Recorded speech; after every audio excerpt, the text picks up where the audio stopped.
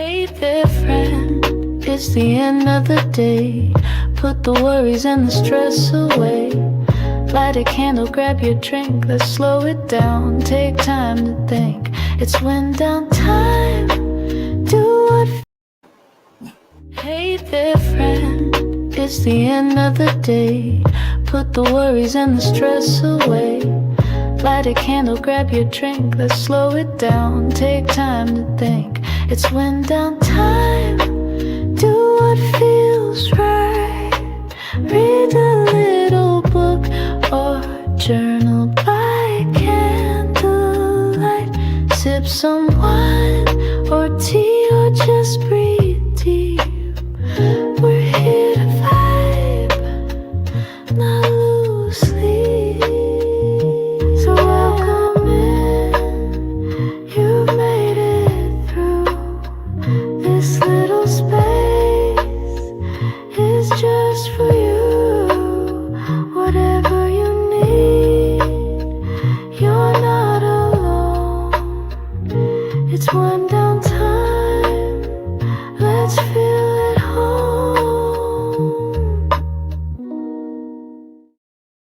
Hello. Welcome to Wind Down Wednesday. How is everyone doing? What is everyone up to? What is everyone reading? How many people are actually on day 4? Or are you like me and you're behind and you have not actually started day 4 yet? Let us know all of the things in the comments. Let us know what you're drinking. Oh my gosh, bless you. My dog has sneezed like 6 times. Is he okay? Let us know what you're drinking. Let us know all of the things. I am, as you can already see, reading White Smoke. And this might be, I don't want to say it and like jinx it, but I'm going to just say it anyway. This might be my third 5-star of the year. Because I've only had 2 so far. So it really depends on how this ends as to whether or not it gets a 5-star. I think I'm like 80% into this. I'm not exactly sure. And I can't remember what chapter I'm on. But I've been listening to it and like hybrid reading it. But also, hopefully you guys can hear me. I moved my microphone. So I don't know if you guys can hear me better or worse. Or is it the same? If maybe it's no difference at all. But I did move where my microphone was on my desk. So hopefully you guys can hear me. But yeah, reading White Smoke. And the thing with this, right? It's a like paranormal, like, haunted house story. And I love me a good horror story. I love me a good like paranormal, whatever. But I find that the ending of paranormal stories, whether it's a movie, TV show, book, whatever, I find that the endings always like are disappointing to me, where I get to the end and I'm like, oh, that was dumb. I'm like, we did all of that for this to be the ending, or for this to be like what was behind. It's kind of like when you watch Scooby-Doo and it's like at the end, you think it's like this scary thing and then it's just like a guy in a suit. Like that's how I feel when I watch like horror movies and like shows and stuff like that. There are very few that I watch or read that I'm just like, whoa, that was good. Like some of the ones that come to mind, like TV show wise, like Haunting of Hill House was so close, but it did exactly what the horror genre tends to do, which is the ending was so stupid. That final episode of Haunting of Hill House was trash. I was like, this ruined the whole experience for me. They should have just not done the finale episode and just ended it at episode 9. And I would have been like, this is the best show I've ever watched. What else? Like The Conjuring, Insidious. Like those are movies where I'm like, the ending was so good. The ending, like it made it worth, like the build up, the payoff was worth it. And so I find that with a lot of horror stories, that is not the case. And the ending is not worth it in the end. You get to the end, you're just like, oh, okay, sure. So I'm scared I'm scared when it comes to this, because so far I'm loving this. It's so good. But I'm scared that the ending is going to be trash. But what I will say is that the ending is good. This is getting 5 stars. If the ending is not good, I'll probably still give it 4.5 stars, which is a high rating. Like, even if the ending is trash, I'll still give it 4.5 because I have enjoyed it thus far. Like, so thoroughly enjoyed this up to this point. Like I said, I'm at least 80%. And let me see, what does the audiobook say where I am? I am on chapter. Oh, I'm not as far in as I thought. I'm at 73%, not 8. I thought I was at 83. I'm at 73%. I'm on chapter 20, but it's still really good. Like, I am locked into this book. I was up till 3 a.m. Was it Monday night or Monday night into Tuesday morning? I was up till like 3 a.m. I actually started listening to this. I went to the midnight release for Good Spirits. I'd show it to you, but it's in the other room. But I went to the midnight release for BK Borison's new book, Good Spirits. And while we were waiting, because the line was, long to do the signing or whatever, while I was waiting, I finished My Best Friend's Exorcism. Wait, was that what I was reading? No, I was reading Final Girl Support Group. Sorry. I finished Final Girl Support Group while I was waiting in line. And then I started this book while I was waiting in line and got through like the first hour of this while I was waiting in line. And then I got home and I stayed up till like 3 a.m. reading this. So having the best time. That's what I will say so far. The audio says that I have like 2.5 hours left. So I'm thinking in like 1 or 2 sprints, I could probably finish this tonight. That's my goal. That's what I'm hoping. So I will keep you guys posted on whether or not this ends up being a 5 or a 4.5. But at this point, I would say that I recommend this book. If you're looking for a good haunted house, and it is YA, but like, it's not YA. Like, if you've read, when I think about like YA scary stuff or whatever, scary stuff, I think about stuff like Vampire Diaries, or Secret Circle. Like, it's not, or even, what was the one that I just read? Oh my gosh. The one where the girl and her mom were witches. What is it called? I can see the cover with like the bunny on the door. Crap, what is it called?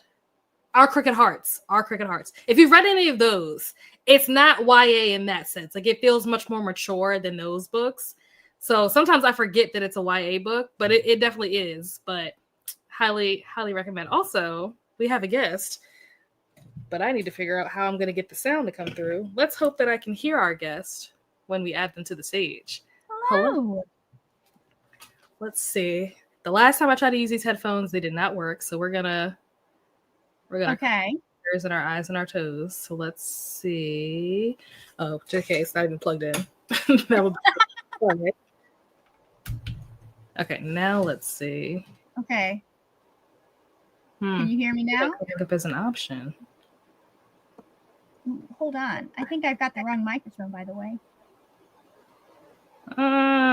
Why is it not working? Okay. I'm on the correct microphone now. So. Headphones, yes.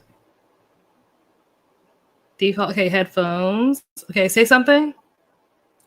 Something. Oh, JK. Yes, no. Cannot hear. Can't hear. Okay, try now. Okay, can you hear me now? Can you hear me now? No. Freaking hate these headphones. I think last time I had to use a different pair, but I don't even know where my other ones are. Let's see. Monitor, but there might be an echo. So people in the chat, if there's an echo, I probably can't do anything about it. StreamYard's pretty good about... Now say something. Okay, can you hear me now? Okay. Why can't I hear anything? Yeah. No?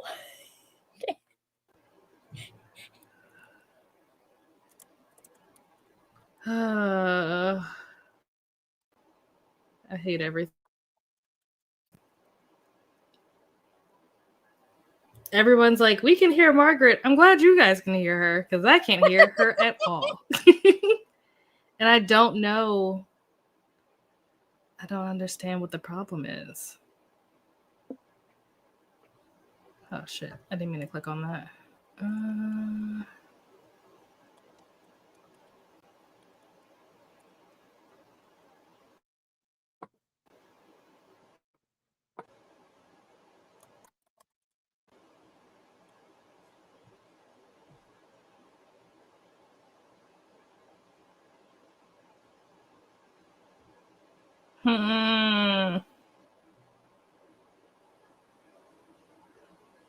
I literally don't even know what to do.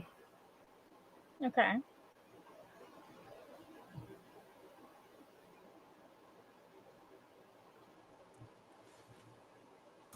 It shouldn't be on mute.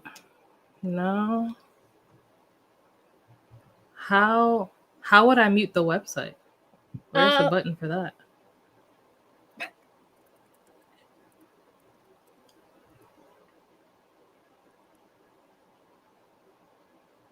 Jesus and John Wayne. I've never even heard of that. What is that? Right click the tab. Oh, I've never done this before. Huh. Let me see if I can find my other headphones.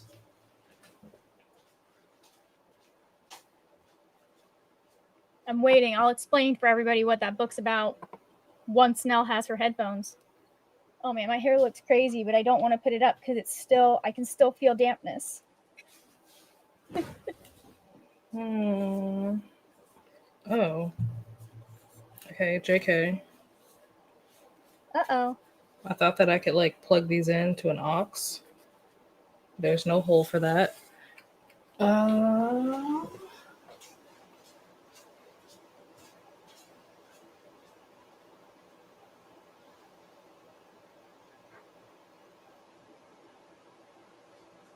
I didn't mean to come on and cause so many problems.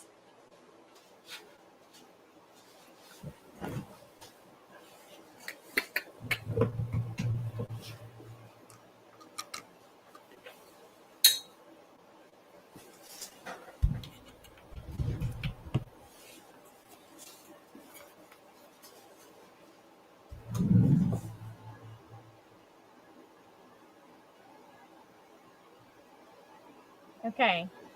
Oh, thank you, Lynn. Thank you very much. Oh, hold on. You don't have the blue light. We both have red hair. I thought you meant... Yes, it does look really cool.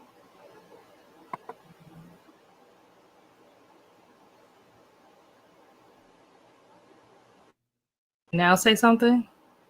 Can you hear me? Yes. Oh my gosh, yes. We did it. Oh my gosh. Jeez Louise, that was crazy. Oh, how are you? I'm good. That's a different angle than normal. There we go. I'm very good. How are you? I'm much better now that I can actually hear you. Amazing. Yeah, that's weird. Because the only thing I can think of that could have happened, which has happened to me, is that potentially either the computer muted itself or the tab muted itself. But if you don't have either of those, I don't know. I think it's something wrong with these headphones, like these ones. Yeah. I think these headphones did something. Like when I plugged, like when you first came on, I could hear you through the monitor, but it was so low that I couldn't hear what you were. I couldn't understand what you were saying. But there was sound. So I was like, let me put these on because if I turn the volume up on the monitor so that I can hear you, the sound is going to be bouncing out of the monitor and going into the mic, and there's going to be a feedback and there's going to be an echo. So I was like, let me put my headphones on, and then this just fucked everything up. Then I had to go through 2 other pairs of headphones before I could actually get something to work. So here we are. I mean, I found that StreamYard is actually pretty good about making sure that echo doesn't happen. Not always, but usually, because I don't usually have headphones on when I'm recording, unless there is I want to make sure there's no delay. So when I was playing Sunday, I had wire-in headphones. Nice. So my internet already sucks. I don't need to add Bluetooth to the mix. So. Right. Tell us about this Jesus and John Wayne situation. What is this? All right. So I am reading a book that I've been meaning to read forever. It's Jesus and John Wayne, How White Evangelicals Corrupted a Faith and Fractured a Nation by Kristen Probst-Dumez. She's basically kind of going through and breaking down how we got where we are. And the way that kind of the evangelical movement went from what it was supposed to be, which was still a little problematic, but what it was supposed to be, which was about, religion and stuff, and swung over to being about controlling people's lives and politics. Interesting. How far into this book are you? Oh, I am 42 pages in. Oh, okay. So you're just starting. Okay. It's a chunky. It's a chunky one. It's a look at how tiny this. But I am enjoying it because like this is the form of Christianity that I grew up with. So much of this I'm going, this is familiar. I know what this is. Mm-hmm. And she's giving me language that I didn't have. Like she talked about theological illiteracy amongst white evangelicals. And I was like, oh my God, that's exactly what's going on, because so often they won't even know what's in the actual Bible because they've only heard what's preached at the pulpit. Meanwhile, like I always say, the worst thing my parents did if they wanted me to stay to continue to vote the way that they do was introduce me to the gospel. if my mother had not emphasized reading the Bible for yourself, I wouldn't be voting the way that I vote. I want a status update when you finish this book because I am intrigued now. It's so good. It's so good. I need to make a couple, like there are a couple like small bits. I'm like, I might make a TikTok or a short about this. Okay. Shorts are dangerous because my mother watches my YouTube channel, so she might see me. So I'm like, do I just keep this to TikTok? That is so funny. Well, everyone stay tuned for updates. Follow Margaret on TikTok if you're not already. Yep. So I want to read some of that tonight, maybe another like chapter or something. And then I am going to chill and play. I have a little bit of work I still have to do after my walk, but then I'm going to chill and play Baldur's Gate 3. And I don't know yet whether that will be watching Critical Role or if I'll be listening to a book. Nice. So. Excellent. Hello, Glenda. Hello, Sadia. Oh, what? What's wrong? I heard from Samantha that you're considering becoming a dice goblin. How did you hear about that from her? We just had that conversation earlier today. How did you already hear about this? I hopped in on her spreadsheet. She's like, oh my God, you should have been here earlier because we were talking D&D and we were talking about that. And then she's like, I was like, is that why Nell sent me this random text about D&D? Yes. I have plans for that. I don't know that I'll put them into motion until the new year. But I'd especially like to do for like, I'm working on figuring out what I want to do for a potential Patreon. And I'm considering having that kind of content be part of the perks. Just nice. Yes. But yeah, like, that's what we were talking about. And I was like, what if we do this? Listen, I love getting people hooked on Dungeons and Dragons. So it's amazing. It's one of those things that it's like, to be honest, it's like every other fandom. You got to be careful about certain people. Yeah. And you want to stay out of the comments. Like, I don't know my local game stores well enough that I feel comfortable going there without my brother here. So I'm just like, I don't. But like, I've had such good experiences meeting and playing with people, and like, I'm running a campaign that it's been going for a couple years. I'm part of another one of my players' campaigns, and then I just joined a Curse of Strahd campaign that airs on Sunday nights. Nice, very cool. Yeah, that's we had a whole conversation. They were supposed to only chat for like 15 minutes, and then some kind of way we started talking about D&D, and the chatty bit ended up being like 30-45 minutes because we were just talking about D&D. Nothing derails you like starting to talk about Dungeons and Dragons. I didn't even know that Sam was into it like that until we started talking about it. And I was like, oh, okay. Because I think it came up because we were originally, I think there's another D&D readathon that's happening in November. Yeah. So we were talking about that. And I was like, because I hadn't heard about that. And then I mentioned to Sam that like you introduced me to Dimension 20, and now this is like my new hyperfixation. And then from there, the conversation just took off. Oh yeah. Sam mentioned that you guys started talking about Dropout, which is fantastic in and of. It's like they encourage password sharing, so technically I have stolen my brother's Dropout account, but like.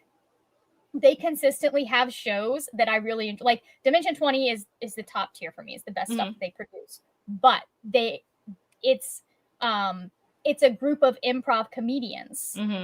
So they have improv shows. They have like they you asked this actually. They started out, if you remember College Humor. Vaguely. I don't think I ever watched it. A lot of the people that were a part of College Humor, whether writing or because you'll notice that like Dimension 20, the first season, it says College Humor. And so what happened was obviously stuff went down with College Humor. A lot of the cast followed Sam Reich, who bought College Humor and those shows.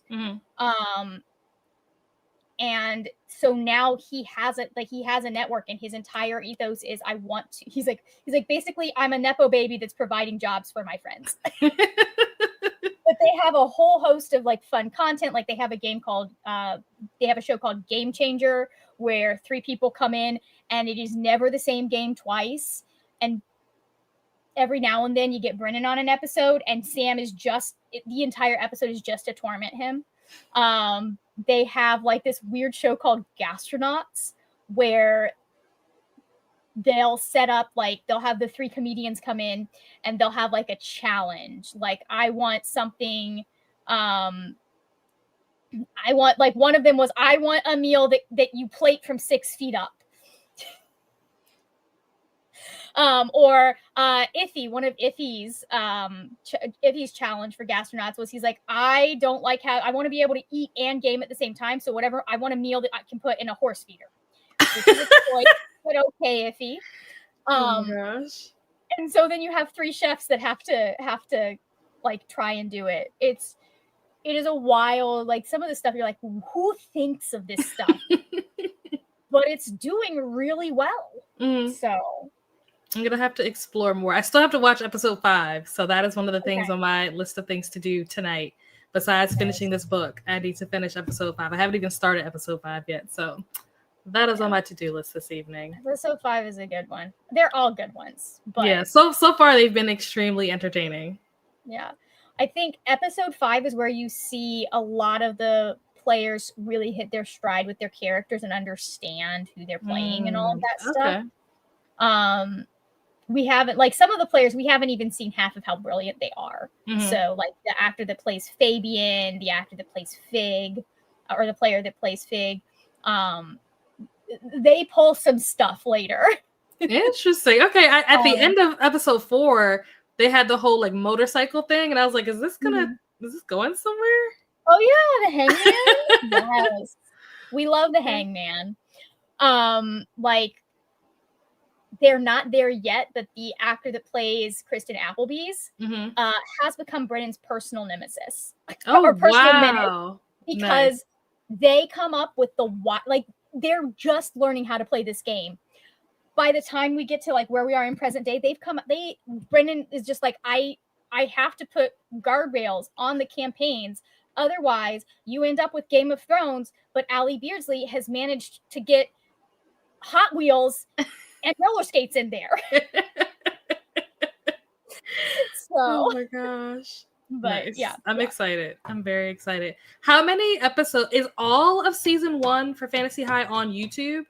All of season 1 is on YouTube, and I think it goes up to episode 17. I think there was originally supposed to be 16 episodes, but the final kind of showdown boss battle took forever. Oh. So there's a lot that happens there. But yeah, that is all on YouTube. And then most of season 2 of let's see, I think that's on YouTube. I can look and see which ones are on YouTube, but I think that the first season of Fantasy High is on YouTube. I believe most of the second season of Fantasy High is on YouTube, or was on YouTube. And then one of my other favorite campaigns that they've done so far, the Unsleeping City. Oh. Yeah. Is that the detective one or something? It is a kind of a fantasy version of New York City. You're thinking of Mintopolis, potentially. Okay. So it had Hank Green in it. It's a noir-based one. Okay. But there's one that's set in New York and like kind of the magical, like it's almost like a Shadowhunters type setup where you have people who there's magic and there's normal New York on top and people are navigating it. But I I think that is the one where I don't think I finished sophomore year, to be honest, but I think Unsleeping City or sophomore, one of those, because they both kind of happened during COVID, or got interrupted by COVID. And so I think that's at one point towards the end, one of those is where I had to be like, hey, Ben, you said you have a dropout account. Can I have it? And he was like, sure, yes, because he wanted me to be obsessed with them. So Sam was saying that there's one that they do that's like a dark fairy tale or something. That she was saying that Chloe would really like. Never After. Yeah, something like that. Yeah. That might be the one that Sam is thinking of, is Never After. Yeah, I'm excited to dive in, but it's like hard to balance my time between watching these episodes and actually trying to read. Yep. It's a delicate balancing act. You got this. Let's see. Hello, Lynn. Whatever book you have on your list, I finished. Okay, also reading The Old Man by Thomas Perry. I have not heard of The Old Man. What genre is that, Lynn? Oop, my keyboard fell asleep. So it looks like you were reading Black Flames, so you finished that. Now you're reading The Old Man. Okay. Let's see. Hello, Lexi. How are you? At volleyball right now, just waiting for the game to start. District finals tonight. Nice. I think it's your sister, right, that plays volleyball. Good luck. I hope they win. Hello, Bree. How are you? Welcome in. Let us know what you're up to this evening. Hello to Monica. Welcome. Reading Blood at the Root. Ooh, that's a good one. I've seen quite a few people read that book in like the last month or two. It's been a pretty popular one. If I'm remembering correctly, the second book just came out really recently. Oh, okay. Because I saw Ladarian occasionally comes onto my not my FYP, but my Threads feed. And so I saw them talking about it, I think. Nice. Hello, Lexi. Day 4 encounter, reading Part of Your World. Yay! For a book on the social media. Gave Akamath 5 stars because holy freak. Listen, I told you that is most people's favorite book in the series. So I'm not surprised that you gave it 5 stars. I prefer Akawar, but I am in the minority. Most people prefer Akamath. So you're in good company. Also, I hope that you love Part of Your World. Abby Jimenez is one of my faves. So I hope that you love it. Nice. Oh, also, let me add that to the list. Let's see. You finished. Did you finish A Darker Shade of Magic, Lexi? We're reading A Darker Shade of Magic? Yeah, she was. I don't know if she's still reading it or if she finished it or not. I love that book. I've actually never read anything by V.E. Schwab, I don't think. I've picked up a book of theirs yet. She is one of those writers that I feel probably has a book for everyone because she does such I've read a lot of her work and Monsters of Verity is very different. She always writes the same female character, but Monsters of Verity, the world and vibe is very different from A Darker Shade of Magic, which is very different from Vicious, which is very different from her first book, which is very different from Addie LaRue. So I haven't read her newest one, and I haven't read Vicious yet. Okay. But The Darker Shade of Magic is one of my favorite series. Nice. The Shades of Magic series. Nice. Hello to Paula. I'm doing well. How are you doing this fine Wednesday? Hello to Jean. Ooh, 10% of a Dowry of Blood. Nice. Let's see. You were reading Van Helsing's Guide to Monsters and Dating. Did you finish that, Jean? Let's see. Dowry of Blood. Excellent. Hello, Melanie. Missed you guys last couple of weeks. Happy to finally be back. Happy to have you back. Welcome back. Also listening to a biography about Dolly Parton. Nice. I think somebody else was reading that this might have been a month or two ago, but I remember somebody else was reading the Dolly Parton biography. There we go. Been listening to The Demon in the Light by xoxo, but I just got Very Secret Society of Irregular Witches, and I feel like I may end up switching it for what I want, the cozy seasonal witchy vibes. Yes, I support this. I will say I was a little bit disappointed by what's the new one that Sangu Mandana just came out with? Well, not just came out with, but earlier this year. I don't remember. The pink one, Innkeeping, Magical Witch's Guide to Magical Innkeeping. I was a little bit disappointed in that. Yeah. Let's see if it's host fave. It wasn't as funny as Irregular Witches. Mm-hmm. Irregular Witches to me was funny, and maybe it's because the kids are really funny in that book. Maybe that's what it was. But I just feel like the new one just isn't quite as funny. Definitely very cozy. It's like if you like cozy stuff, like for sure, it's got all the cozy vibes. But I was looking more for the humor, and it did not deliver the way that I was hoping that it would. Bree, did you finish The Floating World? Because that's what I have that you were reading last time.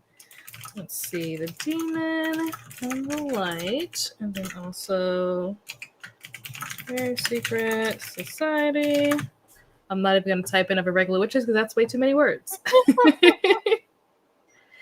80%, about 4 hours left in Shield of Sparrows. I hit the big plot twist on Monday, and I was like, woo, wasn't ready. Oh, that's awesome. That's exciting. I know you've been working on this book for a while, so that's good. That sounds like a good plot twist. Hello to Melanie, Jean, Bree, Lexi, and Paula. Hello, Glenda. Hello to Melanie. Hello to Margaret. All the hellos to Margaret. Hello to Lexi. Hello to Margaret. And this is whenever I'm saying that they can hear, but I can hear. Let's see. Hello, Ashley. Welcome in. Red hair looks dope with the blue light. Thank you. Thank you. I'm probably going to change it. I haven't decided. So I'm going to Mystic Falls in the beginning of November, but I haven't decided if I'm going to change my hair color before I go or after I go. Mm-hmm. I was going to change it before, but one, I just don't know if I'm going to have time. And two, I kind of want to keep the red because Kat had red hair earlier this year. And I'm going to be seeing her, like hanging out with her and Riley, who plays Freya from the originals. We're going to be hanging out for a little bit when I go down there. So I was like, maybe I should do the red for Kat. Like, I don't know. I haven't decided yet. So we'll see. Both of y'all with the blue light. Listen, hey, you got to set the ambiance. Team, Eldritch Investigators, we're blue, I mean, I think my blue light is just simply the fact that I have it is 6:30 and all of the windows you can see are closed. We'll take it. Hello, Annette. How are you? Currently reading it for the read along. Were you reading that already? Because I might already have that in here. Oh, I did not. I have that you were reading Human Right. Did you finish Human Right, Annette? Let us know. Was not expecting it to be nonfiction, but I'm really intrigued now. Oh, okay. There you go. If you still want to do the 6 and 26 and need a co-host. Oh, okay. Okay, we'll talk. Fina's like zombie horror with POV of a crackhead. Oh my gosh. The old man is like special ops thriller vibe. Interesting. Yeah. Okay. And I don't think I ever wrote down that you were reading Fiend. I only wrote down the old man because I wasn't paying attention. Fiend. Interesting. I want an update on this zombie horror from the perspective of a crackhead. I need an update on that once you finish it because that sounds insane. Youngest sister, it's her senior year. They've had games pretty much every Wednesday night. For the most part, only actually pay attention when she's actively on the court. And that's fair. I lied. I'm actually 84% done. Oh, good. Able to listen to it at work today, so I might listen while playing a game on my phone. Nice. Hello to Lexi. Best of luck to her. Yeah. Feel bad that I couldn't get into Addie LaRue. That was the first book that I wanted to pick up, but I just haven't done it yet. But I don't know if that's where I should start with her writing. Don't feel bad, Melanie. It wasn't my favorite. I mean, here's the thing: is the writing is gorgeous, and I loved most of the story. The ending's not my type of ending. I like a little bit neater with the bow kind of ending than what we got. But I don't know. So, Addie LaRue is a kind of back and forth between a historical point of view and a modern point of view. And we're following a character, I don't remember her name, but to escape being married off in like the 1500s in France, she goes and she like cries out for help, like calls on a eldritch kind of entity, and the devil answers, and so she makes a deal with the devil, ends up living forever, and then she meets a guy that he is cursed in some way. And so it's partly her in the past going through her different lives and kind of the back and forth that she has with the devil. And then it's the present with her and this guy kind of striking up a relationship in spite of his curse, which means he's like, I think his curse is like he also made a deal and he's supposed to die. I don't remember I think it's supposed to be like he's supposed to die. And so you know that going the whole book. And then like Darker Shade of Magic is much more like typical fantasy. If you like we start with two different characters. We have Kel, who is our world hopper. He lives in Red London, and he is kind of, because world hopping is not something that a lot of people can do. Like he's one of two people left that can do that. So he's the emissary between Red London, our London, which is Grey London, and then another London called White London. It's what he calls them. And then there's a final London called Black London that no one can access anymore. It does not exist any longer. Or another world has been fully taken over and corrupted by magic.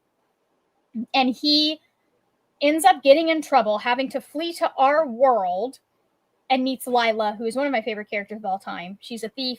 She's just trying to get by, and she bullies him into taking her back to Red London to because he ends up transporting some of the it's like a carnivorous magic that was in. He ends up transporting that into Red London and back into Grey London. So it's much more of a like high fantasy vibe, but I feel like it's one of the more accessible high fantasy series for people who don't read a lot of fantasy. Good to know. So that might be where I should start.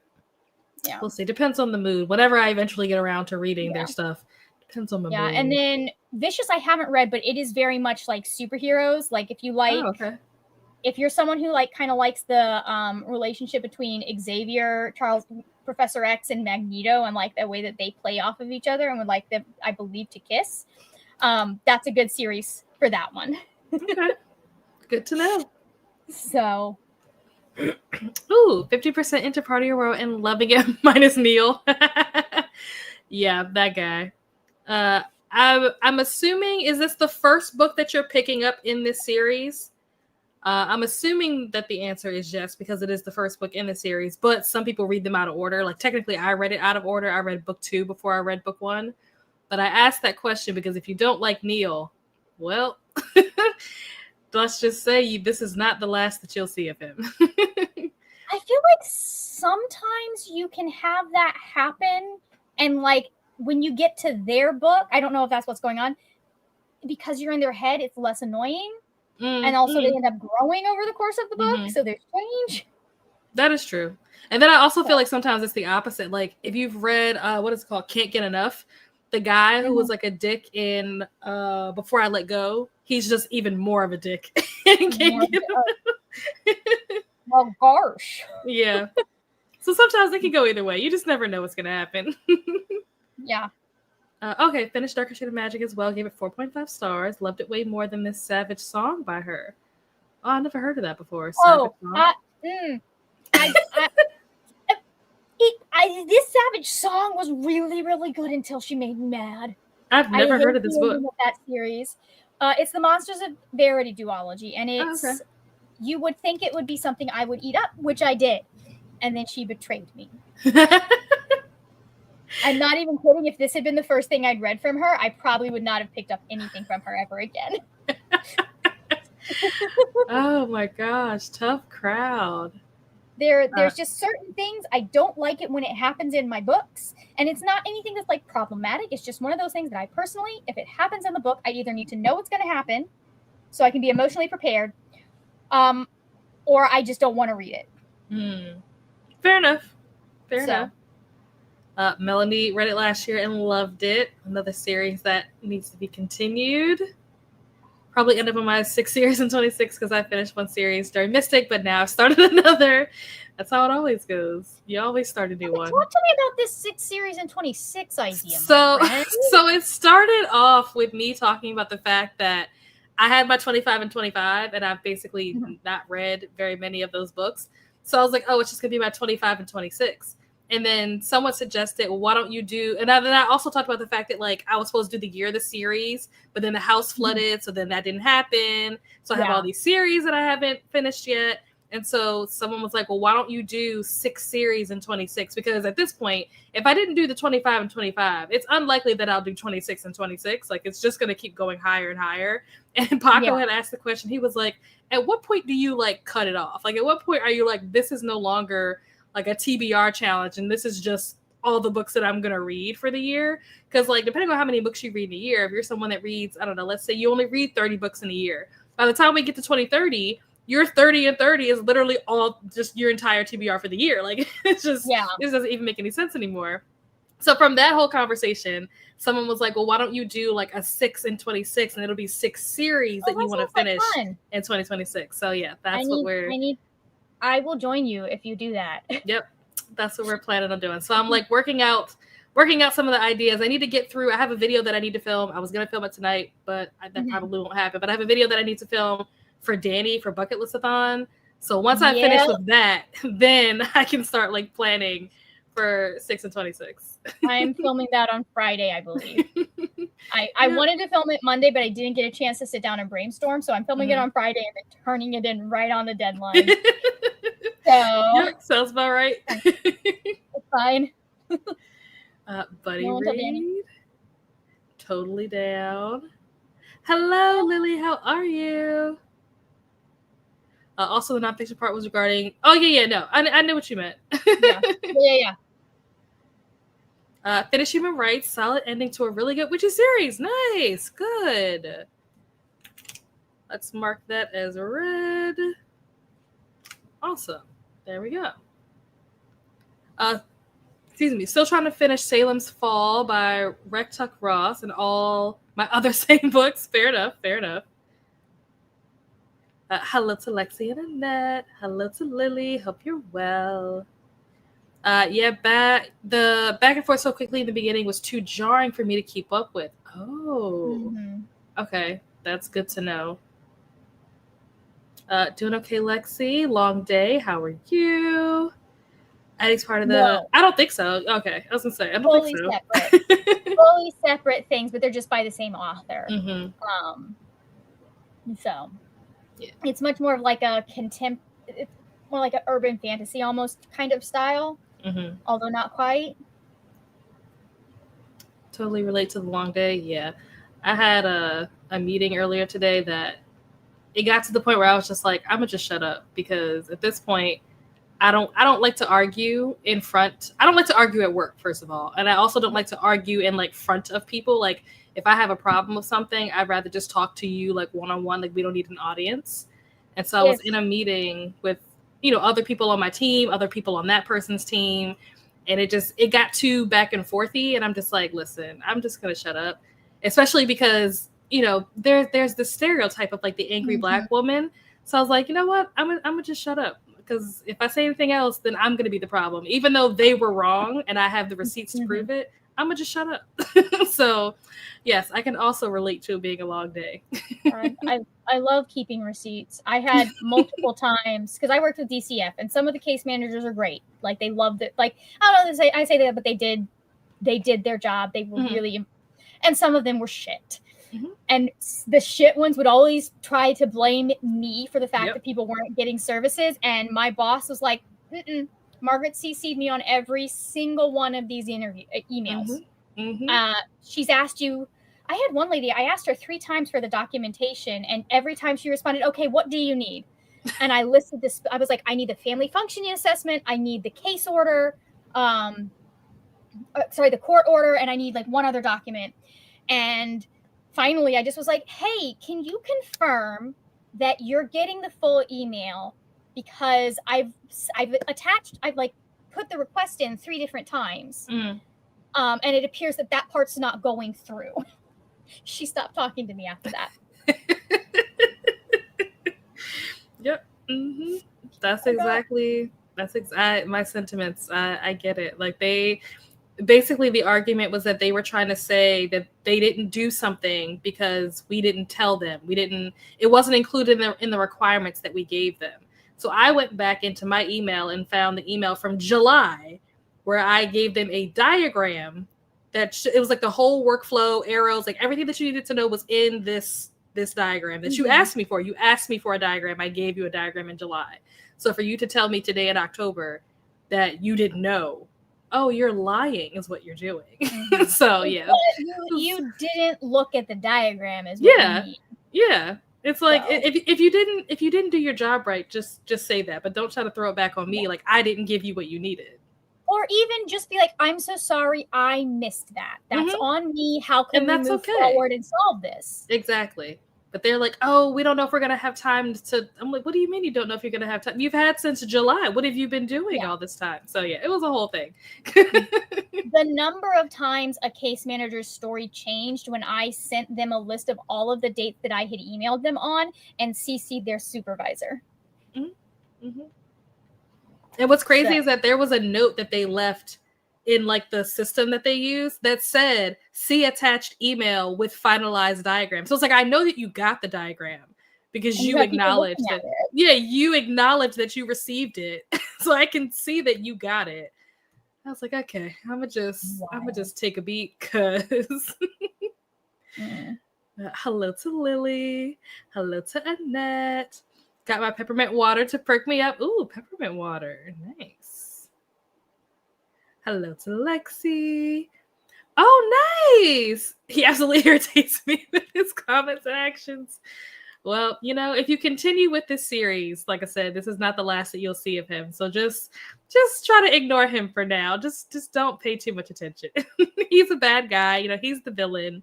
It is what it is. Just focus on the good stuff. Focus on the happy stuff. At least you're not supposed to like this guy. Yeah. Focus on the happy stuff. That honestly sounds so relaxing right now. I hope you enjoy. That was me who planted the seed for finishing the series. Yeah, it was Melanie. Melanie was like, why don't you do like 6 series in 26? I was like, you know what? I like this idea. Thank you, Lexi. I was just about to shout you out for credit, and then your comment came up. I can set up a storygraph if you guys need. Ooh, yeah, that would be awesome, because I don't understand how to set up storygraph challenges. I feel like the older I get, and I'm not old, but like I feel like the older I get, the less I understand technology. So now I respect like grandparents who are like, I don't want to touch an iPhone. I'm like, oh, that's gonna be me. That's my future. I like that you asked too, Lexi, because I feel like a lot of people will just set up the story graph and like be like, here is the link, and it's like, you didn't even talk to me about this. You didn't even say, hey, can I do a story graph for this? Yep. So yeah, we'll talk. The 3 of us will get together. We'll talk. Love it. Yeah, for the challenge. I'll give you. Are you sure he's not up for sacrifice? Oh my goodness, I'm going to totally continue the series though. He is not. There's no sacrificial ceremonies happening in this series. But you know, I think that maybe you will feel. I don't want to say like vindicated or justified, but he let's just say he'll get his comeuppance, right? Like he'll get his due later, so it'll be worth it. Amazing. But with that, we have reached the end of the comments. Let me see if I can. Is it this one? Let me see if I can fix this. Oh, oops. JK, hold on. I need to add Margaret to this layout. Whoa. I mean, we don't have to see me if we don't need to. No, we have to see you. I don't know how to make this bigger. I don't know why it looks like this. Is it the shape? Oh, maybe it's the shape. Okay, there we go. And then save. Update. There we go. There we go. I'm going to continue the ghost of Margaret. I'm going to play Catan while I listen to the rest of this book. We'll see how far I can get through it. I'm hoping that since I have like 2 hours left, that I'll hopefully be able to get through, like in an hour sprint. I'll hopefully be able to get through close to the 2 hour. I think I have like 2 hours and 22 minutes left, something like that. So hopefully I'll be able to get through a good chunk of that.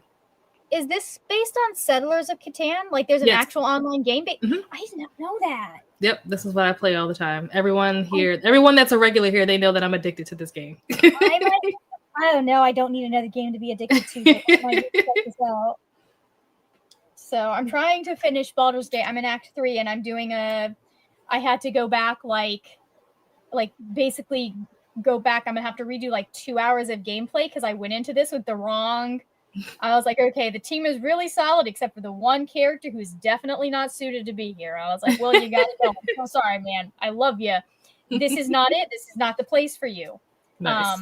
As it turns out, it's better to bring Karlach to the House of Hope because she has dialogue. Nice. So. All right. Anyways. So I will see you guys back here in a little over an hour, just because we're not using like a timer. So I like round numbers. So we're gonna come back at, for me, it'll be 7:55. But yeah, whatever the time zone conversion is in your respective time zones, we'll be back in an hour, and I'll see you guys then.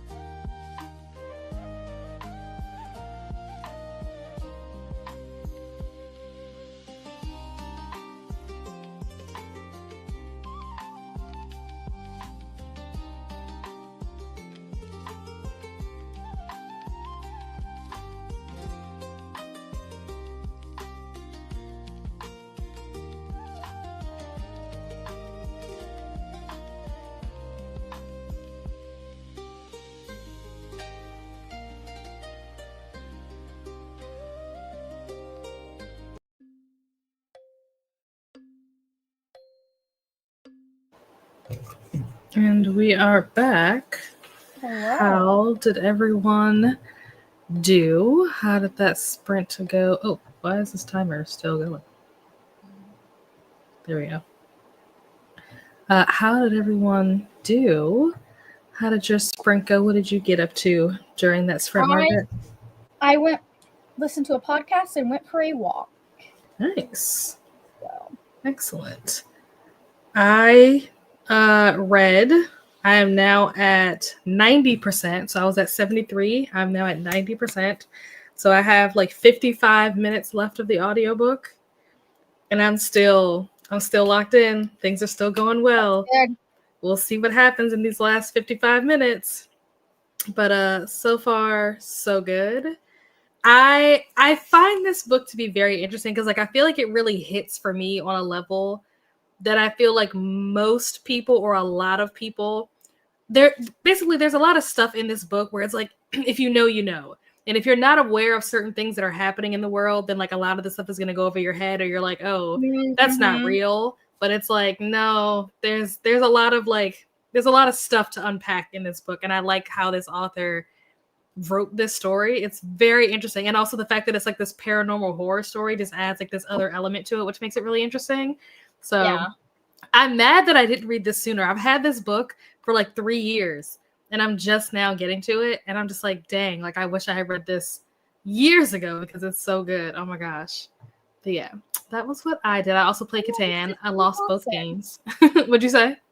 I said it's one of Tiffany D. Jackson's books. Yeah. Okay, I'm familiar with this. This is the first book I've ever read of hers. I've never read anything from her before. I don't think I've read anything of hers, but she's been on my she's on that, terminal TBR that we all have. Yeah. So, like she always comes out with books that sound like they're going to be very good. And I'm like, okay, well, add in that. And we're going to add that. Well, now what do we do? But yeah.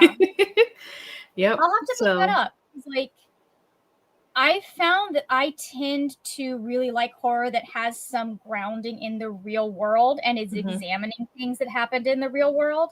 Like horror just for horror's sake doesn't always work for me. Yep. So. But yeah, it's great. I don't know if anybody. I'm surprised that Mel is not here because I feel like Mel has read this, and I would love to. If she hasn't, I would love to hear her like opinion, thoughts on this. But yeah, it's. I'm impressed. I'm impressed so far. I didn't really know if I was gonna like it going into it. That's one of the reasons why I kind of held off on reading it for a while because I was just like, I don't know, like a YA, like haunted house. Like it just sounds like it's gonna be like, I don't know, cheesy or whatever, but. No, it's good. Oh, you froze. What'd you say? No, I said, I was talking about something completely different. Don't worry about it. Okay. I remembered something that I need to do. It's fine. It's not an emergency. We had Crystal join us. Pop on a small reading sprints. Wanted to pop in and say hi. Tickle the like button. Thank you so much, Crystal. Reading Trick or Tease and drinking grape hydrolyte. Nice.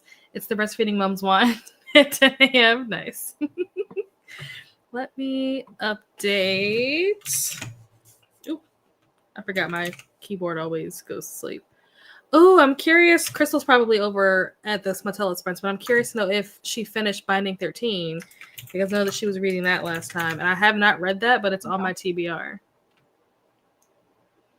Yes, I was playing online Catan. Hello, CC. Popping in to say hi. Hit the like button. Thank you so much.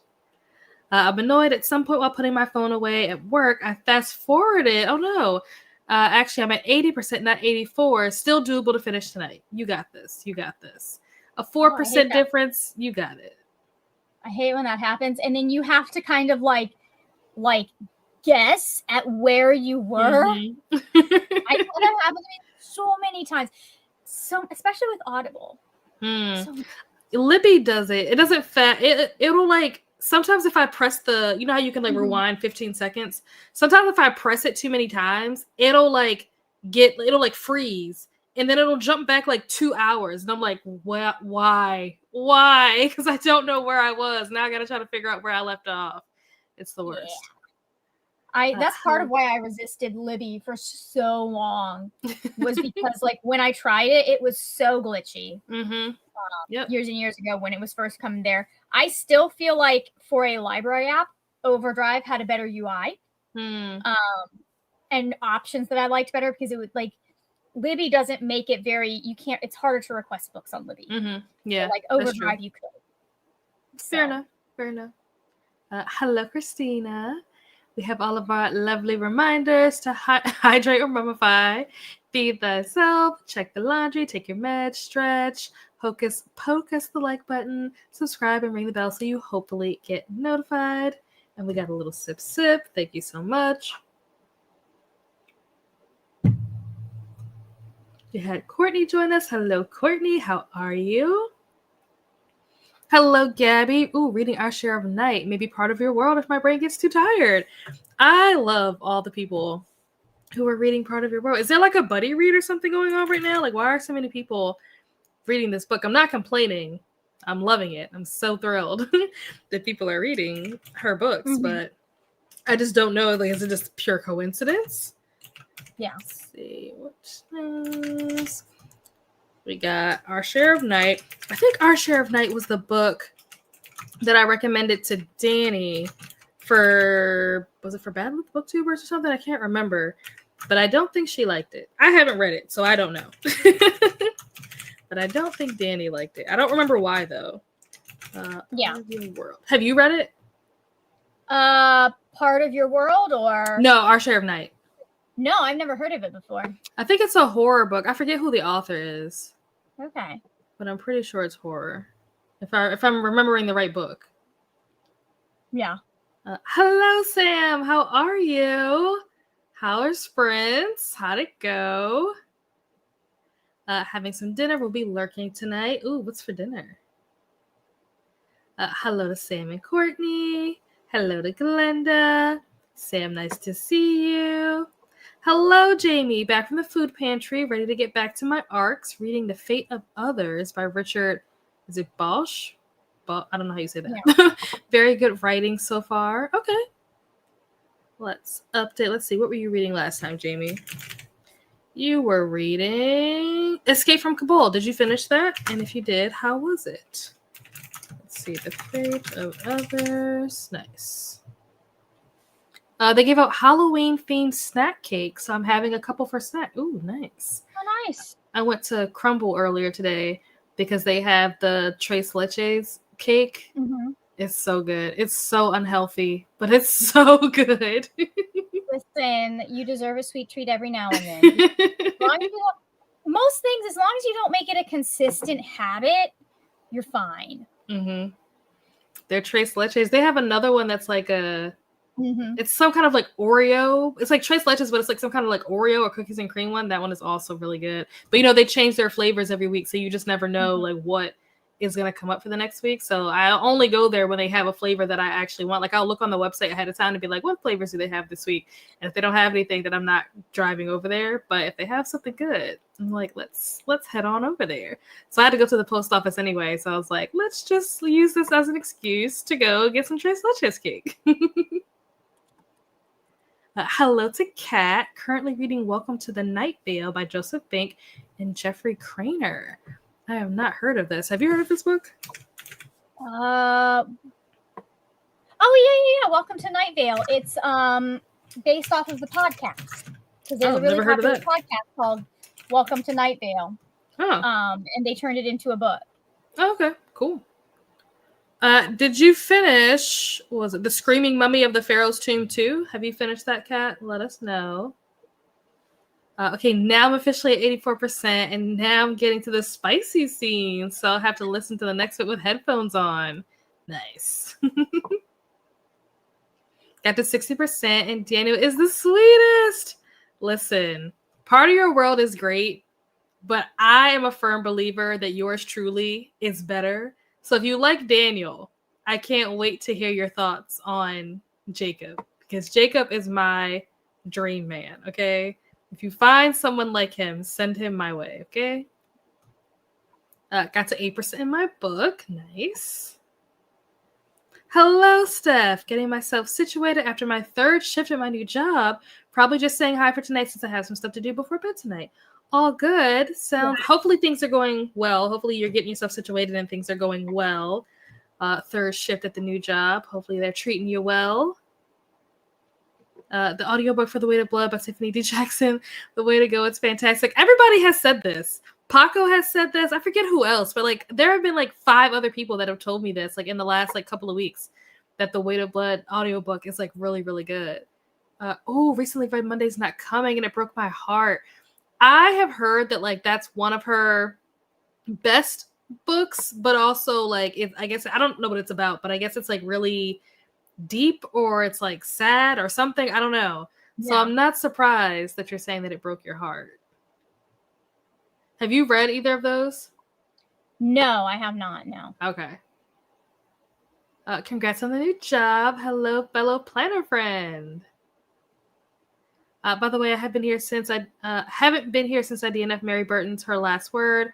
The middle of the book was so slow, just couldn't do it anymore. Let's see. Do I have that on here still? Or did I already take that off? Oh, I do still have that on here. Did you finish Blackmouth, Melanie? I can't remember. I still have that on this list, but I don't know if I just forgot to take it off or what happened there. Not reading with anyone, but that series is on KU right now, and it's the only one of those 3 that I haven't read. Oh, okay. Gotcha. That makes sense. Interesting. That Part of Your World is the only one that you haven't read. So you read the second and third book, but haven't read the first book. Interesting. Okay. I feel like reading the first one, since you already read the third one, then you know like what happens with like where Neil ends up. So that's interesting that you're like going back to kind of see like where it started. Yeah. It was on Danny's Friends. Got the vibe that she didn't like. Yeah. She was not a fan. I was like, whoops, all right. Had to run some errands, picked up dinner during that sprint. Ooh, what'd you pick up for dinner? Cousin is an avid reader, but she's 13, so I'm the guinea pig for seeing if they're appropriate.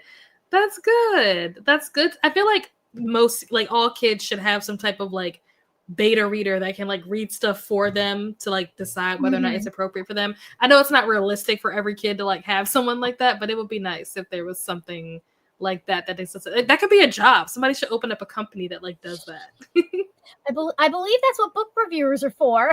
It's not the same. It's not the same. So, I mean, here's my thing: the person whose job it is to vet a child's what they're reading is the parent. Is their parent. I knew you were gonna say that. Yep, it's the parent, and it is a little more. I mean, here's the thing: is if you develop a level of trust with your child, when they start reading something that they know to not align with the values that you've taught them, they'll bring that book to you. They'll be like, hey, I don't want to be reading this. Like, hey, this is there were multiple books where like I was like, hey, I don't think you knew what was in this when you gave it to me. So see, I was not that kid. I remember I was like, I don't know, 9 or something. Yeah. And I remember so this wasn't books, it was movies, but similar concepts. So we went to, me and my mom went to Best Buy, and I was like, oh, like, can I get a DVD? Like, can I get a movie? And I wanted to get Confessions of a Teenage Drama Queen, which is like a kid's movie.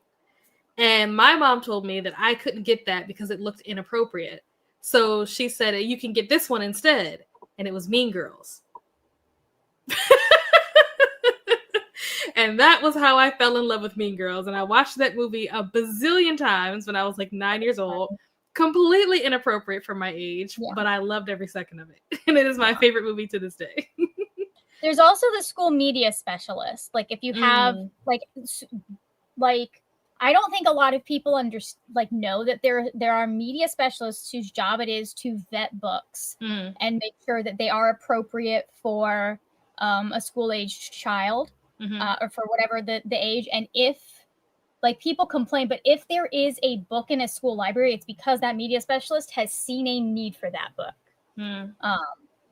You have kids that are reading at all kinds of levels, so you do have to have some stuff that's suitable for kids that are reading well beyond their grade level. But it is kind of the parent's job to comb through reviews and see what might or might not work for what's going on. But yeah, I feel like the media specialist is an underused resource for sure. It is. And part of like a lot of people don't know that they exist, which is why groups like Moms for Liberty are getting such ground, because they're acting like there's no one vetting the books for these kids. It's just a random librarian. And like, no, you can go to your school media specialist and say, hey, I don't want my child reading these books. Rachel over at Reads with Rachel, we've talked about the fact that she has both of her boys, she's talked with their media specialist and been like, hey, these are things that I don't want him bringing, like he shouldn't be reading. Some of them are things that like they freak him out, and I know it's going to upset him. So just like, can we not recommend any books with that? And like, so, but yeah, people don't know that they exist a lot of the time, and they are. If you go to them and say, hey, I don't want my child reading this, they're going to honor that. Right. So. Very true. Very true. Skavering was very good about how a group of international women judges helped the women judges who were abandoned in Afghanistan when the U.S. left and the Taliban took over. Very interesting. Yeah, I remember you talking about this last week, Jamie. Let's mark that off as read. There we go. Based on the podcast, it's the first. Oh, it's a trilogy. Okay. Weird, wacky, wild, but wonderful. Of course, I love the podcast. Yes, I finished The Screaming Mummies. Nice. Take that off. Did you finish The Woman in the Library? Because I know you were reading that at some point, too. I might be biased because it's my husband's name, but I do enjoy Jacob. Oh, so you found a Jacob already. Lucky you. Yes, I read The Weight of Blood for Mystic with the audio, and it was phenomenal. Yeah, amazing. There were quite a few people. They raved about the audiobook. Did finish Blackmouth. Oh, wow. 5-star read. Nice. Take that off the list. All right. Haven't been here in a minute. No, it's possible that but I'm sure you've been here since you finished it. Either you told me that you finished it and I just forgot to take it off the list, or maybe we just didn't talk about it. We just never touched on it, so I just didn't know. I mean, it's a romance, so the spoilers aren't that huge. That's true. That's fair. Or if school/public library had like an optional buddy system that was somehow a safe setup. Interesting. Yeah. Okay. Well, like, yeah, that's again what the school media specialists and they're not even going based on like they are going by like standardized guidelines for grades, but they're also going individually by what each child needs and is potentially ready for. So yeah. I read The Season of Passage by Christopher Pike when I was like 13 or 14. Should not have been reading that book, but it was phenomenal writing. There's a great adult reading buddy in one of the stories in Stephen King's Hearts in Atlantis, who loans a boy a book and talks to them about each one. Love their dynamic. Oh yeah, I think it would be cute. Like I don't know how much of a like not strain, but like I imagine if there's only one media specialist like in the whole school, like that might put a toll on them. Like I don't know if they have the bandwidth to kind of do something like this where like there's this bond, you know, that you build with whoever like your person is, because it's just one person for the whole school. But it would be cool if like each kid like had their own like person. I think like it depends on the size of the school. Like they'll hire more people if they need it or it's justified. That's a good book. I read that. The Woman in the Library. Yeah, The Woman in the Library. I have not read that. I've heard mixed things about it, but I have not read it. I had a wonderful school media specialist, but unfortunately now so many libraries are underfunded that even the school ones struggle. Oh, wow. Well, that plus a lot of them are getting fired because they refuse to pull materials because they know that the challenges are stupid. Like, there's not porn in these books. Right. I can also say the same thing about The Lost World by Michael Crichton. They weren't in my school libraries, but looking back, I know what I should not have been reading. Yeah, sometimes, you know what you're reading is not appropriate, but you're like, hey, it's already in my hands. All right, with that, we have reached the end of the comments. Have to go. No problem. Thanks so much for stopping by, Kat. If you guys are looking to sprint hop, Kat is also sprinting, so be sure to pop on over to her channel and show some love over there.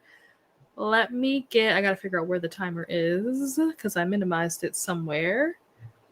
Gonna go into our next sprint. I think I'm gonna try to finish this book. It says I have 55 minutes left.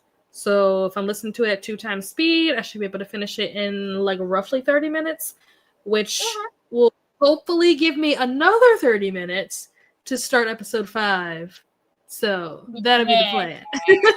We'll see if I can actually do it, but that'll be the plan. Nice. I'm gonna get dinner, and hopefully my goal is while I'm eating dinner to read this. Having a non-parent talk about books with a kid, yeah. There were a few categories of topics I would not have wanted to talk about with my parents from books I read. Yeah, that's fair. That's fair. Having a trusted adult. Yeah. Let's see. Gonna have to add Margaret to the stage. I'm pretty sure once I switch the layout. Oh, you're still there. Haha, perfect. Yeah. All right, let me share my screen. There we go. And timer. Oh, I forgot about this part. Let's move this. Why can't I move this? There we go. Put this here. Why is this button not working? Oh my gosh. There we go. All right. I will see you guys back here in an hour. Happy reading or whatever it is you're going to be doing for the next hour.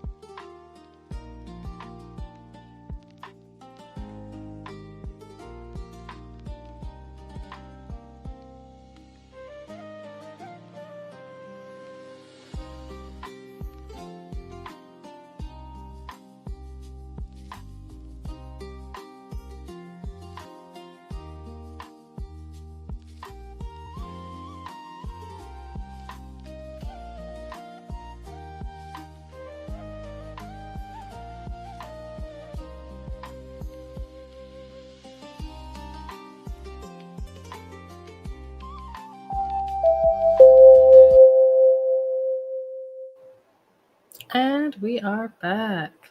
How Cool. did everyone do? How did that sprint go for everyone? How did you do, Margaret?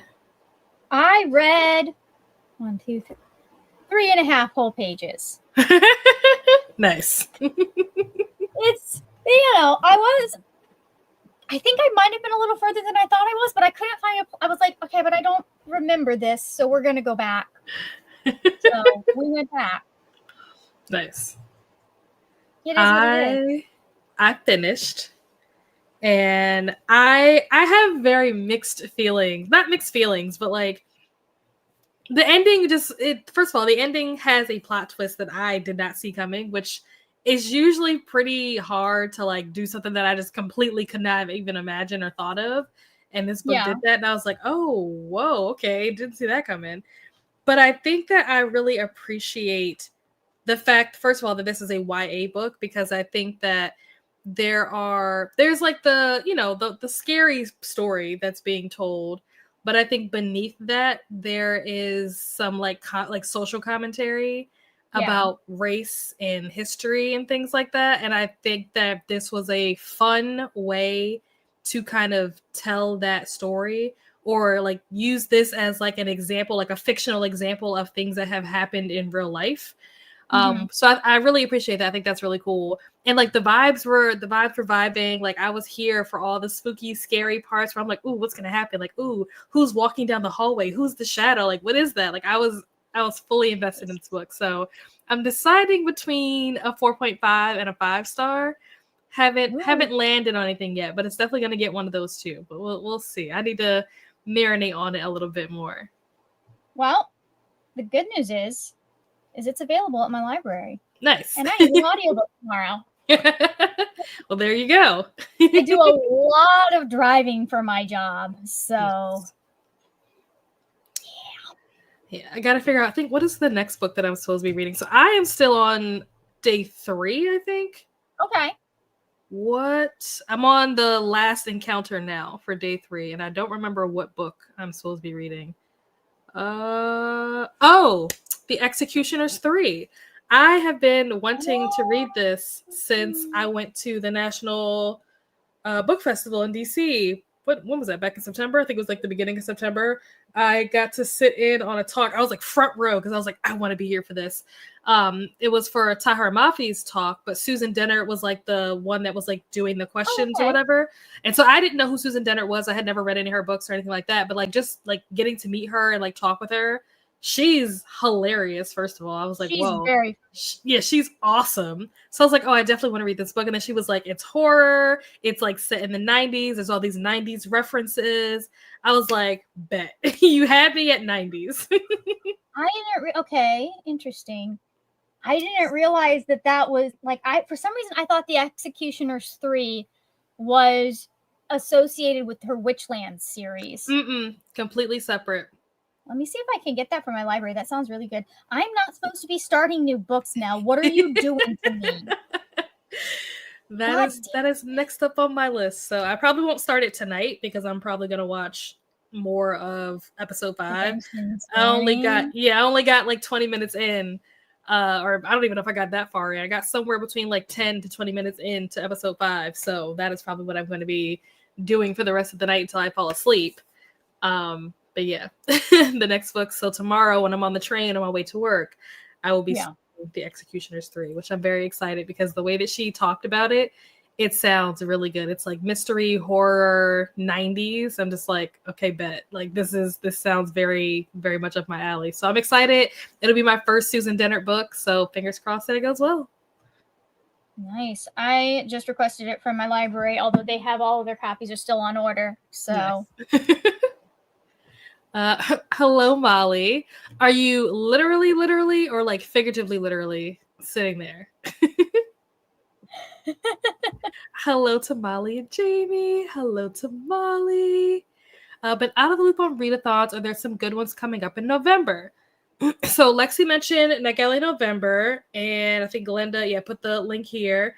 No. There's also, what is the one, the other D&D one that's happening?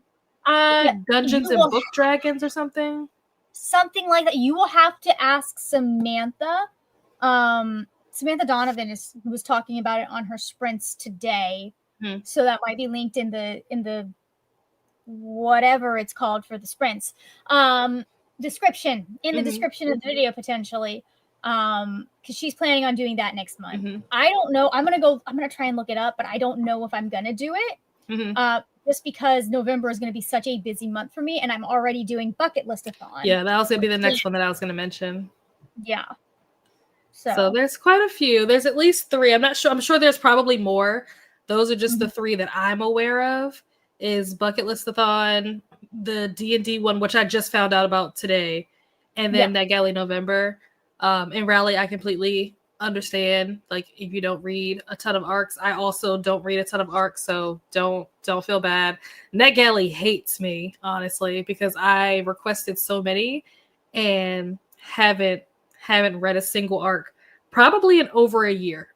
It's probably been over a year since I've even read any of those. So obviously none of the books that I have are arcs at this point. So they hate me. They will probably never give me another arc ever again as long as I live until I go in and do these. I always plan on reading my arcs even if I never get to them. If I didn't get to them by the time that they come out. However, like right now I'm set up, as long as I don't request any new arcs, I'm set up. I could get my NetGalley percentage up to 100%. Nice. Because all of the books I requested have been downloaded. So I could do this. And I know I could do this. I just need to get through like 12 more books. I'm so close. I don't even know how many I have to get through. Too many, probably. Probably more than 12, to be fully honest. So yeah, Rally, don't feel bad. Don't feel bad. It's all good. Yeah, don't read much NetGalley right now. Yeah, it's all good. I'm sorry that your charger is missing. What kind of does it like? What is it using, like a special cord, or can you just like buy like a USB or something that you can just use in the meantime until you find the one that actually came with the Kindle? Thank you for posting for all of us. Yes, thank you, Glenda, for the link.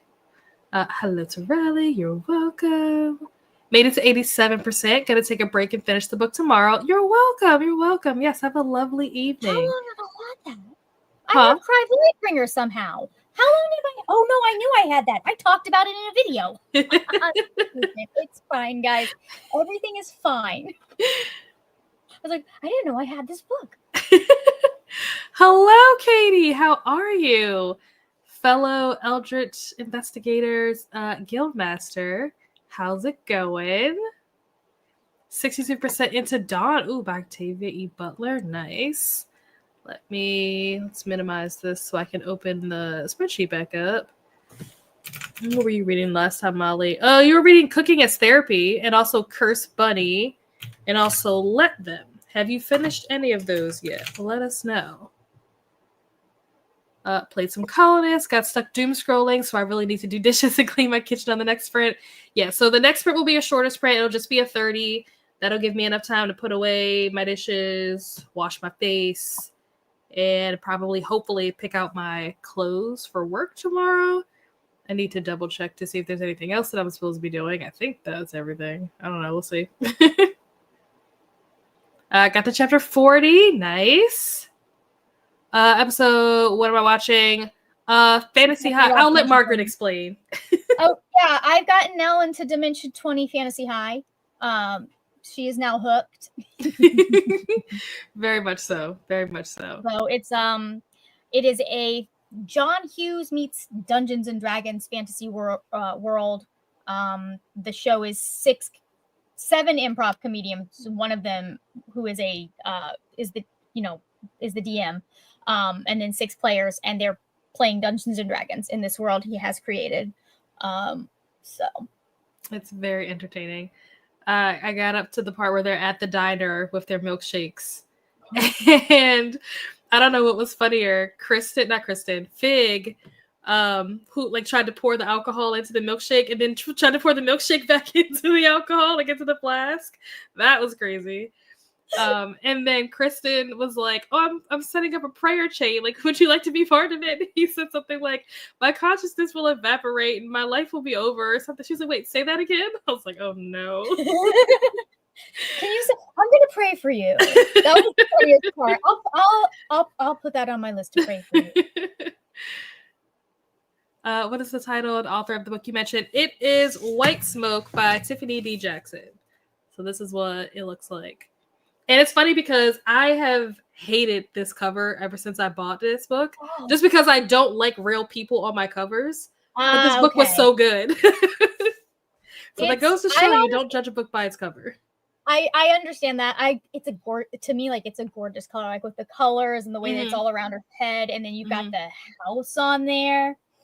It's great. I just hate real people on my covers. I don't know why, but it's a I don't know. It doesn't work for me. But this book was so good. So never judge a book by its cover. Yeah. Literally, depending on when you ask. Okay.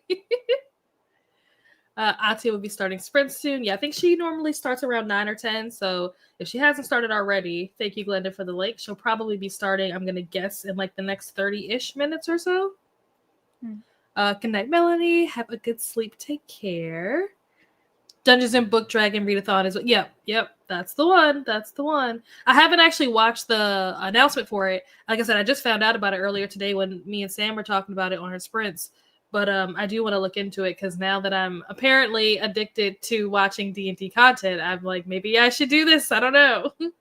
Listen, if you decide to start Critical Role, now is the perfect time to start it because they're only 3 episodes That's in. what Sam said. Sam said the exact same thing. Yeah. And then you have 10 years worth of content to like coax you through the week between, because it's Brennan, right? You've seen how he ends the episodes. It's 10 times worse. Really? He chooses the worst moments to end the. Because he knows. But if he ends it right as we're about to have the reveal of this question that's been raised the entire episode, everyone will want to fight him, and they'll show up the next week. Yeah. Is it on YouTube? It's on you, yeah. Critical Role is on YouTube. They're also on Twitch, but I watch on YouTube. I have a Beacon membership now, so I watch on YouTube and Beacon. Nice. Yeah. For all of the Eldritch investigators, I would just like to personally hold Margaret accountable for the fact that I am not caught up because she keeps introducing me to these things, and that is what I'm spending my time doing instead of reading. So in case you were wondering, this is the source. It's all her fault. Critical Role is a bit slower. It's not edited nearly as heavily as heavily as Dimension 20, but it is perfect for like if you're just doing brainless work. Perfect to just have like in the background listening to it, and then because that's how I watched most of it, and then you'd hear them react, like you'd be listening. Oh, something happened that I needed to actually be on the screen watching the screen for. Work. It'd be nice like every 10-minute breaks to look at something different than whatever you were working on. So. Can't wait. There will be 24/7 sprints for NetGalley in November, so join us for those, at least no matter what your productivity goals involve. Nice. Hello, Katie. Hope all is well. All but DNF. Okay. That's a bummer that you DNF'd it, but that's all good. I'm assuming that you're still working on it. I know quite a few folks are still reading that for part of Jess's read-along. I don't think that you've finished it yet, but maybe you have. Who knows?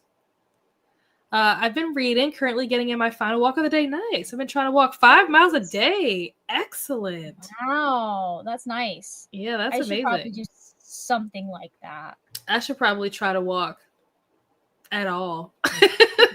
It's really hard the last couple of weeks because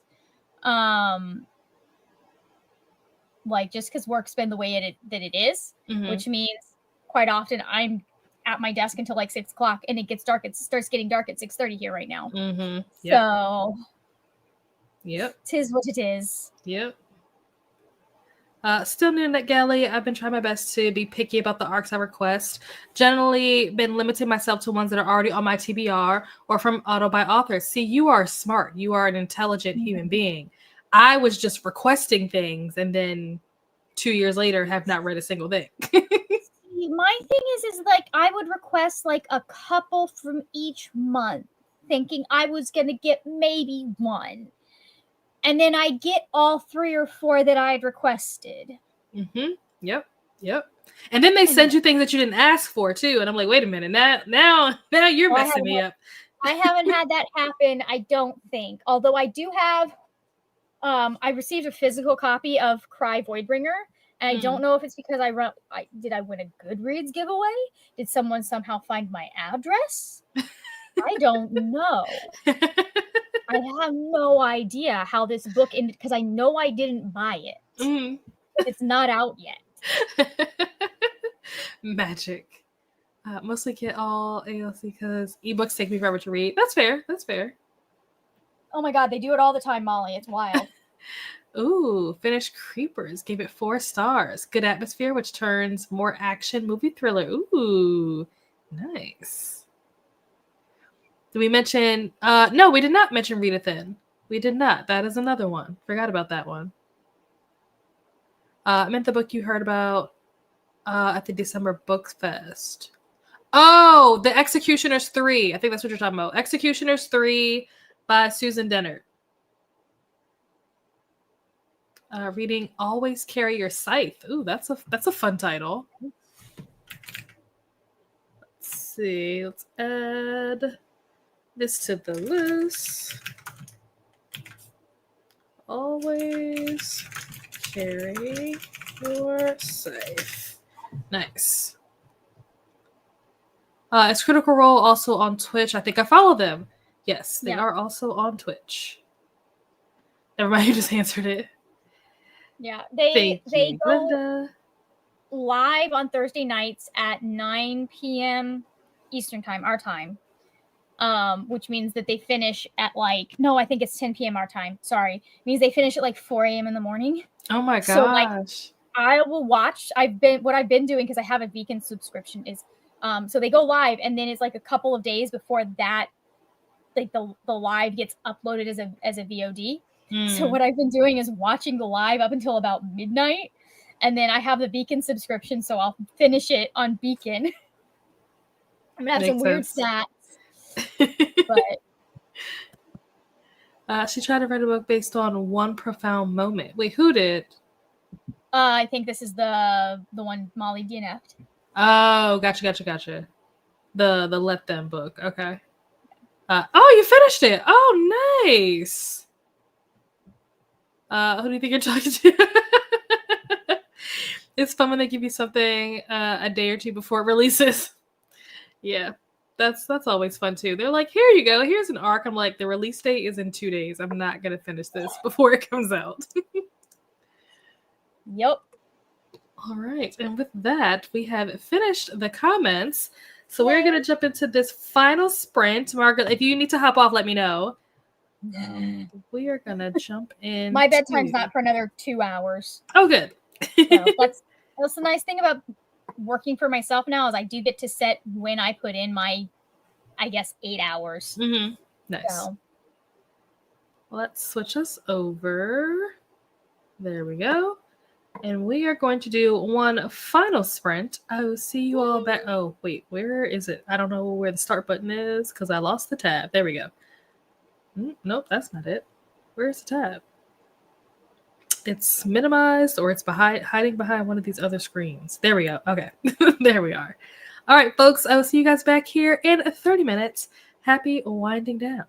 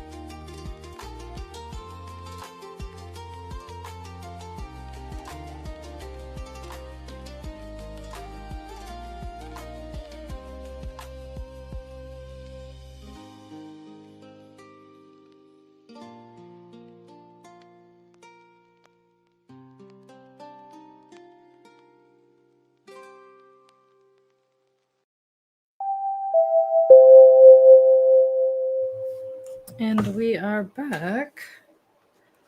How did everyone do during that last sprint? I washed my face. I got my dishes put away, minus the goblet, because I'm still drinking out of that. But dishes are put away, face is washed. I did not pick my clothes out for tomorrow, so I do need to do that before I go to bed. But and I watched some more of episode 5. So I am now up to 34 minutes into this episode. And so like third of the way through. I said like a third of the way through. Yeah. So they just got to school. It's funny because they were like, okay, you guys are going to go to school. We're going to go check out the AV club. They're like, it's day 3. I'm like, damn, it's only day 3. Like so much has happened in the first 3 days of school. We're only 3 days in, and 2 of them have already died. Crazy. Oh my gosh. So crazy. But there is a hilarious moment coming when Brennan, as one of the characters, gives them kind of a lecture that all D&D players get at some point, which is like, yo, if your healer goes down. Oh my gosh. No, when he was talking about when he was what's his name? Bud something. The people that drove them to the ice cream shop. Yeah. They were talking about the cops. That was funny. That was a hilarious conversation. Yeah, it gets funnier with Bud. He is I have you probably have seen the rant going about, but I finally got the I guess you could say it's the bacon rant.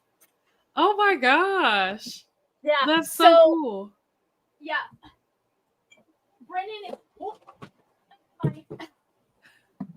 Brennan is known for going on like these long rants, especially on like Game Changer. And so Sam, the guy who owns Dropout, has just started putting them on mugs. Wow. That's so funny. They should have did one. What was the one that he did in like the first episode where Fabian was like, he just started trying to do like the slow clap to get him to stop when he was like the principal or something? That was funny. Oh my gosh. Yeah, his monologues tend to go around on TikTok as sounds every now and then. Nice. So you might recognize some of them. Yeah, now that I'm actually watching these episodes. Yeah, I'm having a great time. It's so, and I really like, I know that you were saying that Critical Role doesn't do as much like editing and stuff, but like I do really like the editing, like the way that these videos are edited with like the sound effects specifically. I love the way that they throw in sound effects because it kind of like you're already kind of like picturing what they're describing and stuff. When you get the sound effects of like when Gorgon is like trying to open up his locker and you can like hear like the combination turning, or when like Fig runs away or something, you can like hear the footsteps or whatever. Like that is, I really like that. That's really cool. It is so cool. Yeah, Critical Role is closer to what an actual game of Dungeons and Dragons looks like, just with professionals who have done this for 10 years. Nice. Some of them have done it for even longer. But yeah, no, it's so much fun. And then when they get, I think Burroughs in one of the campaigns that Abria Iyengar is the DM for. That was the first one where they were, I think they were in the new set and they'd set up the walls around them because the area they're in is called the Dome. Is it a dome? I don't think it actually is. I think it's a set. It was in a warehouse. But they at some point do it so like the walls can have stuff on them too. Nice. It's amazing. Like this is definitely like you can see that it's made. This is specifically made to be D&D for entertainment. Versus Critical Role is very much a fuck ton of friends playing together, playing a D&D game together. Right. Yeah. It's awesome. It's so good. Let's see. Did you do any reading during that sprint? I did not. That was I am done for the day. So I went and I played some Baldur's Gate. I finished one of the encounters. I just finished. I'm almost done with the House of Hope. If anybody knows what that is, I've just got to go get my ass kicked by a devil man.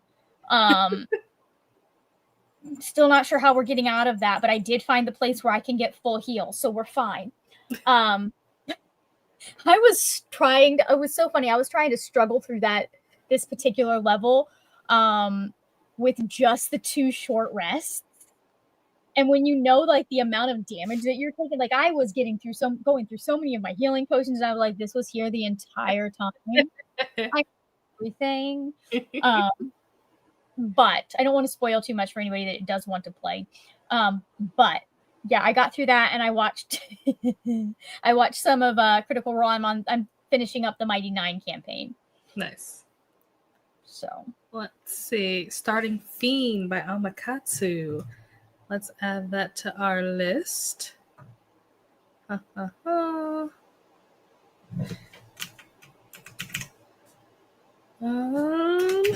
Fiend. The only book that I've read by Amakatsu was The Hunger, which I did really like. So I don't know what Fiend is about, but I would be interested just to look it up, just because I've read, another book by this author that I really enjoyed. So that's nice. Yay for finishing it. Yeah, that's impressive because that book is huge. That's up there with like finishing a Russian literature. Back to hang out a bit, working on wrapping up my evening before bed. Nice. Hope your sprints ended well, Kat. Welcome back. Hello, Jamie. Glad I made it over before you finished. Currently reading The Weight of Blood. Nice. Did you finish A Flicker in the Dark? I feel like you did. I can't remember, but I feel like we talked about you finishing it. But let me know if you didn't. Weight of Blood. No, I don't want to look there. All right. Weight of Blood was so good. That's what everybody keeps saying. I need to read that. I don't know if I'll get to it this year, but at some point. Yeah. That one's been really high on my list for a hot minute. Saw your video right after Milo Behold came in. Wait, which book are you talking about, Jamie? Or which video? I mean, not what book. What video are you talking about? Only about 15% in, but already enjoying it. Nice. Good. Courtney said it's relatable. Interesting. Okay. Hello to Kat and Jamie. Hello to Glenda. Got a sip. We have all of our reminders. Hydrate, eat, check your laundry, take your meds, stretch, hit the like button, subscribe, and ring the bell. That way, hopefully, you get notified. I did get a notification that Atia did start her sprint. So if you were looking for more sprints, Atia has started. You're welcome. You're welcome. Thanks so much for being here. Thank you to Glenda. Tidied up the kitchen, started Berry Secret Society for Regular Witches, listening to it on Audible, so I don't know the percent, but I'm 20 minutes in. Awesome. Right. I hope that you love it. I hope that you love it as much as I did. Made it to 16% in The Weight of Blood. Nice. More than finishing it. I actually enjoyed it. Oh, good. Good. It would really suck to spend that much time with a book and then not like it. For all his flaws and the things that he definitely probably should not have put in his books, even though they are horror, he is a good writer, from what I understand. I've read his memoir on writing, and it was very entertaining. Yeah, I hear good things about that. Yeah. Did indeed finish A Flicker in the Dark. Okay, I thought so. I thought I remember us talking about this a while back. For some reason, I didn't actually take it off the list. Well, I want this. There we go. I say, well, I want this highlight. Courtney's video. Oh, okay. Gotcha. Nice. Hello, Dakota. How are you? Sprints went well. Picture posted on Instagram. Ooh, I have to check it out. On writing, it's fantastic. Yeah, I hear really good things about it. The only book that I read from Stephen King is 11/22/63, which was good but unnecessarily long, and the romance kind of ruined it for me. I feel like the romance was just completely unneeded, and I think that added to why the book was so long. We could have just taken that whole thing out and just focused on like the action, mystery, time travel aspect of it. But otherwise, it was good. It was good. So I definitely want to read more of his stuff, but his books are just so long. It's hard for me to dedicate and commit to a book that's that long. So very long. And with that, we have reached the end of the comments. If you guys have not subscribed to Margaret, that's crazy because Margaret is the creator of Fablen, so you should do that. She is linked down below in the description. Is there anything that is happening? I know we have the watch along tomorrow. We have the watch along tomorrow in the Fablen Discord. And then this weekend, starting at 7 p.m. Eastern Time, 6 p.m. Central Time, Neva is starting her 24-hour sprints. So if y'all are interested in that, I'll be a part of that. I'm going to be the 3 o'clock. I'm the cap, but like it starts at 7, goes to 7 my time. So we'll be doing that. And it'll be Fablen themed this year, or this month. So hang out with us starting Friday at 7. Yep. And yeah, so Margaret is starting at 3. I'm right before her. I'm at 11. Yeah, I'm at 11. Yeah. And then as soon as we leave here, we're going over to Margaret's, and then she's going to close us out for the 24-hour sprint. So you'll be able to hang out with us more this weekend. And then we have a watch along this weekend as well, right? We have 2 this weekend. Yeah, there we go. Because I'm trying to get through as many of the episodes during Fablen as I can. Because I know that's how I get people hooked. Yep. If I had the ability to start at the beginning of October, I like now that I've got the breakdown down, I only needed like 8 or 9 days that I could watch it. So there was a possibility at one point but I just like with the way work was going and setting up Fablen was going, I was just like, we're just going to start the second week of October. So yes, I will definitely be trying to move things around on my calendar so I can be there for that, because y'all already know I'm having a great time watching. So hopefully you guys will join us. if you're the only one that starts Dimension 20 because of this, it will have been worth it. I'm glad to make it worth it, because it's fun. These people, they're just so entertaining. They really are. And the way that they just kind of adapt to like these crazy things, I'm just like, if it were me, like, I don't know how I would handle some of these situations on the fly, the way that they just so smoothly deal with these things. I mean, so 3 of the hold on. No.